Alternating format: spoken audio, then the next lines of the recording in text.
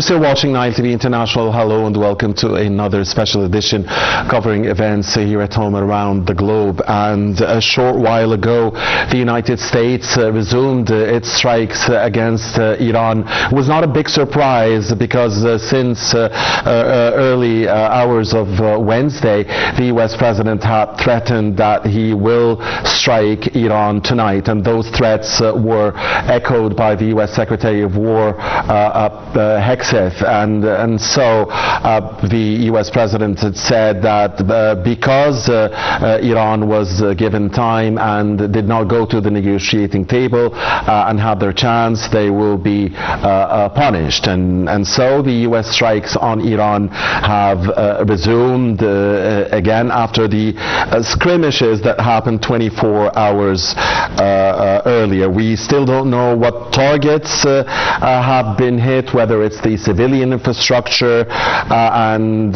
we also do know that the Iranians have responded because the Iranian official media says that it had struck targets, American targets, in the Strait of Hormuz. So of course the situation could really spiral and get out of control, or maybe this will be just the small skirmishes that will end up, and that will be the response to the downing yesterday of the American Apache helicopter.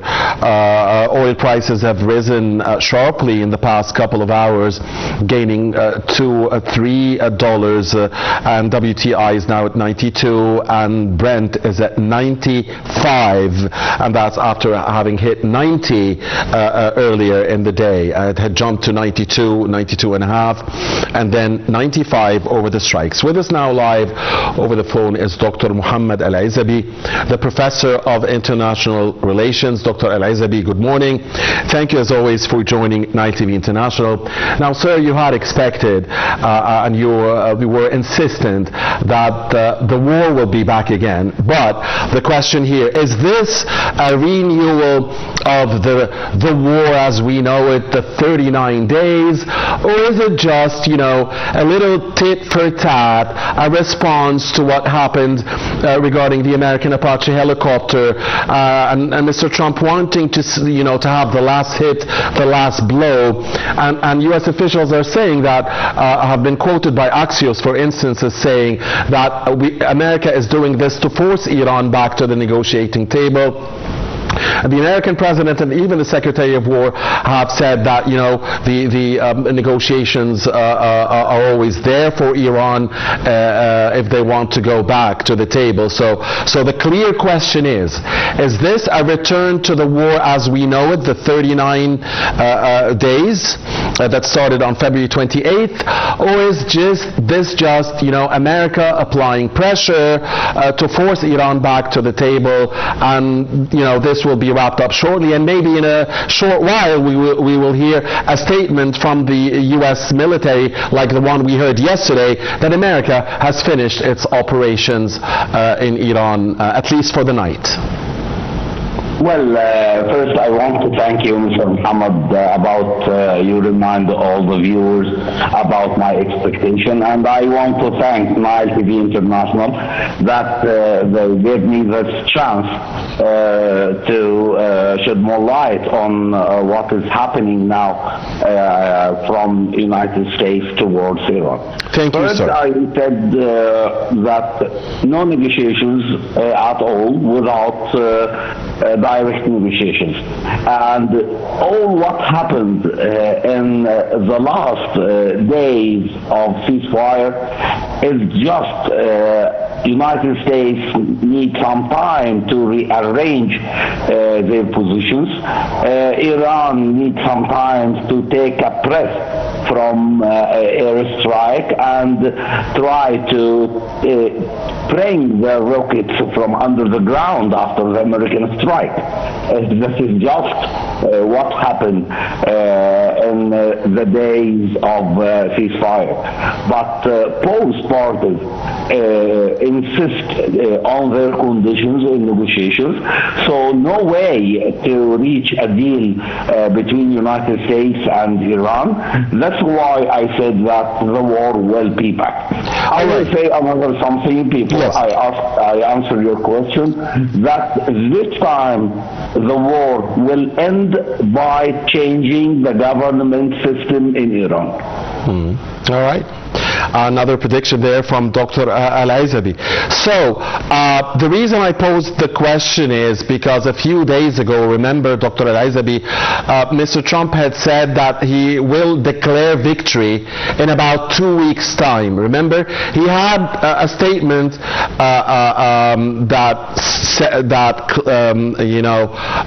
hinted at America declaring victory in some 2 weeks' time. This was a few days ago.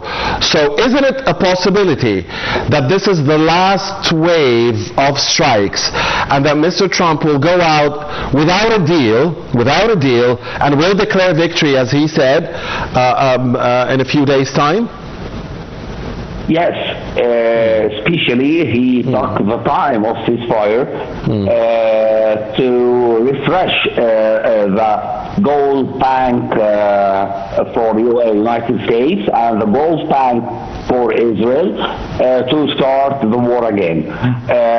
So this war, this time, will be end not more than 2 weeks. Will end not more than 2 weeks. Then really Donald Trump will announce a great victory on Iran.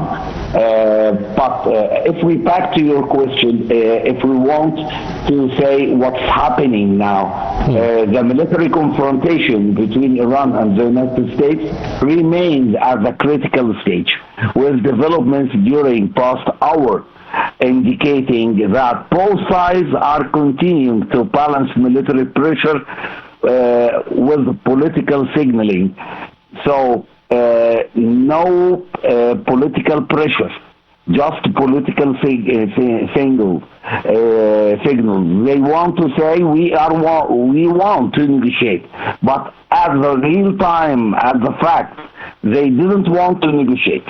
Iran insists to put Hezbollah in the deal, insist to control Hormuz Strait, insist to continue their nuclear project, did no touch to their rocket project.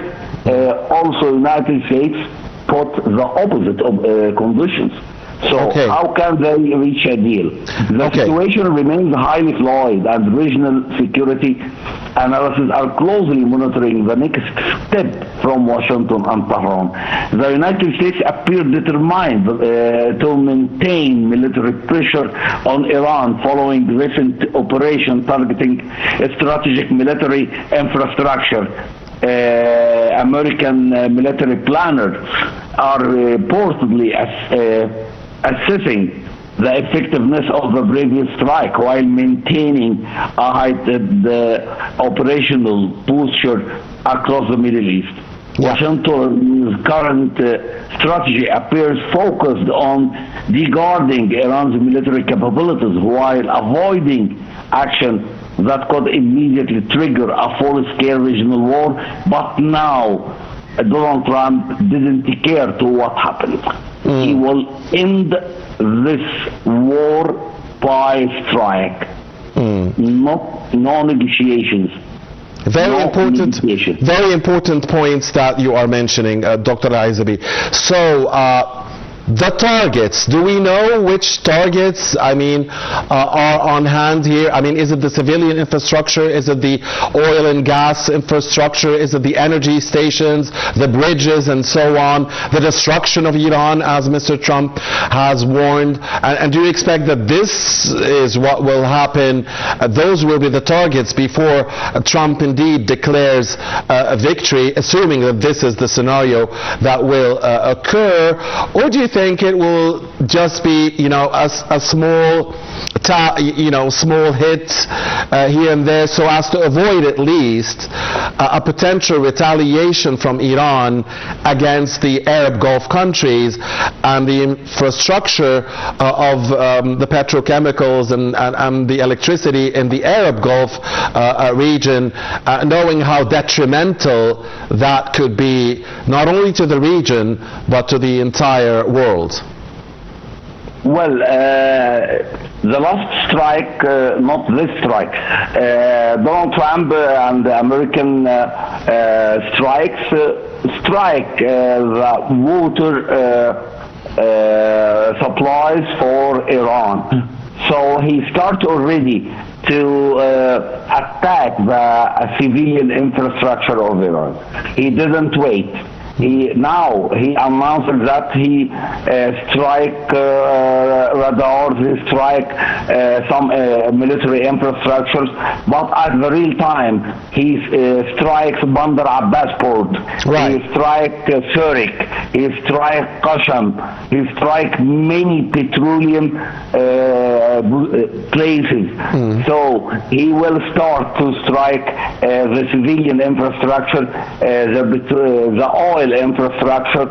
If Iran announced that they surround to United States, surrender to United States, he will stop. But Iran will not surrender. Nobody expects that to happen. Yeah, no one in the world expects that to happen. Yeah. Okay. I mean, Iran surrendering. I mean, it's almost out of the question, isn't it? Yes. The last news comes from Iran that they start to move some rockets around Iran, not only in Tehran but in many places. It appears that Iran will start to strike Israel, especially some news talks of now about that the Israeli military starts to attack Iran side by side with the United States. As the last war. Yeah. So Israel was waiting for that moment indeed. And Dr. Ezaby, we did mention that the Iranian official media reported that Tehran has already retaliated against American targets in the Strait of Hormuz. At least that's what we know for now. Yes. Till now, Iran will start to strike the American bases in the Gulf countries. They will strike also the American base in Jordan again, strike Israel. I think that Hezbollah will be involved, Houthi will be involved, Hashd Sha'bi will be involved again. All Iranian arms will play a role in this war, but anyway, Iran will lose this war. Well, of course, there is a big disproportion in the balance of powers. I mean, no one disputes that, but at least diplomatically and politically, Iran was really applying pressure on the United States and on Israel.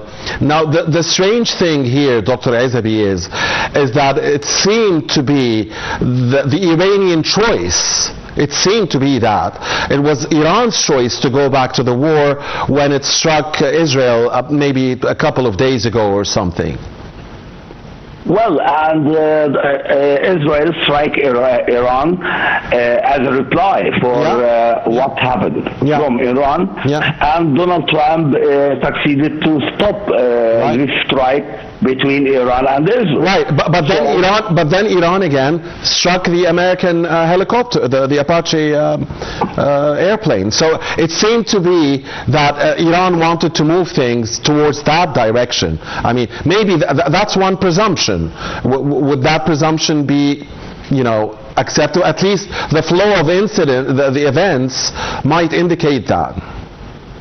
Why didn't we say that as a Revolutionary Guard announced that they didn't attack the American helicopter and it have some kind of technical problem in the plan. This is why the pilots still alive.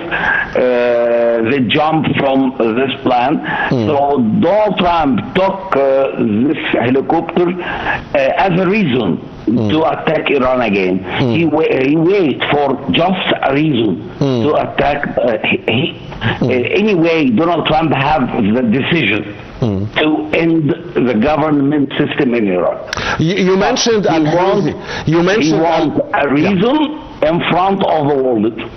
You mentioned Al-Houthis' potential participation, Dr. Ezaby, a few minutes ago. That would be something new. I mean, that will bring the Al-Mandab Strait, Bab al-Mandab, to the table, and that would complicate the situation really even further, wouldn't it? Anyway, even Al-Houthi involved in this war. I told you that this war will not take more than 2 weeks, not more. Anyway, and if Al-Houthi involved in this war, we will saw some strike towards Al-Houthi also from United States. And if Al-Houthi attacks the Gulf countries, the Gulf countries will attack Al-Houthi. So you're saying, so you're telling us that it's too late now for, let's say, for Iran to bring things back to normal again. I mean, to the stalemate, to the no war, no peace situation that we lived in for 60 plus days. For 39 days we had the all-out war, and then for 60 plus days until the day 100 maybe, we had the no war, no peace, the stalemate. And then in the last few days, when Iran hit Israel, Israel replied, Iran downed the American helicopter, America replied, America hitting again today. We're back to, let's call it a semi-war thing. I mean, it's not the 39 days, but still it's not the 60 plus days. Are you telling us, Dr. Ezaby, that it's too late now to go back to the stalemate, to the no war, no peace situation, and that, it's too late? I mean, it's not a possibility, in your opinion, that America would, in a couple of hours' time, like they did yesterday, would say that we destroyed this and that and such in Iran, and we will stop the attacks for now, and the Iranians must behave, and if they do behave, we'll be satisfied with the blockade, and we will not, the naval blockade, and we will not hit them again. Well, no way. To return back to no war, no peace situation. The weapons, the strikes. Who will talk the next day? I must say that some Qatari persons went to Iran this morning. Yes, Wednesday. Yes. Okay, and try to play a great role as a mediator. Correct. To stop what is happening now. But the Revolutionary Guard refused any kind of ceasefire or negotiations. They insist to continue to face United States. I don't know what are the weapons they own to face the great power like United States. But I think the next few days we will see a lot of things from Iran, a lot of strikes by hypersonic rocket, especially hypersonic. They will use it more than they used in the last war. It's a very great hypersonic rocket, and it will affect Israel and affect the American bases in the Gulf country. We'll see. We'll see. Dr. Ezaby, one final question. So, and it's a logical assumption, according to many. If, for the next few days, America will continue striking Iran, and then Mr. Trump will declare victory. And this ends without victory, entre parenthèses. And this ends without a deal. What does that mean for the region? What does that mean for the security of the Arab Gulf countries and the security of the region at large? America coming here, making this mess, and then, along with Israel, and then withdrawing and leaving the animosities there, even without a deal. What would this mean to the security of the region, and especially the Arab Gulf states? Well, we know that the Arab Gulf states, from the beginning of this war, they lost many things economically.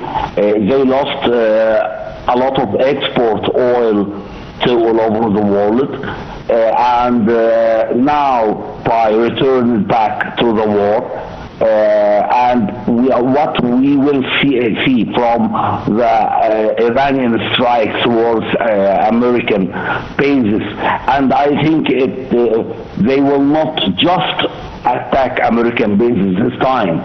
Anyway, we reject any kind of attacking the Gulf countries. The Gulf country security is like the Egyptian security, and His Excellency President Abdel Fattah al-Sisi announced it clearly that we are beside the Arab countries, the Gulf countries, in front of any strike. Yes. But I think that Iran will attack petroleum infrastructure in many Gulf countries in this war. That's the ugly scenario that nobody wanted to see.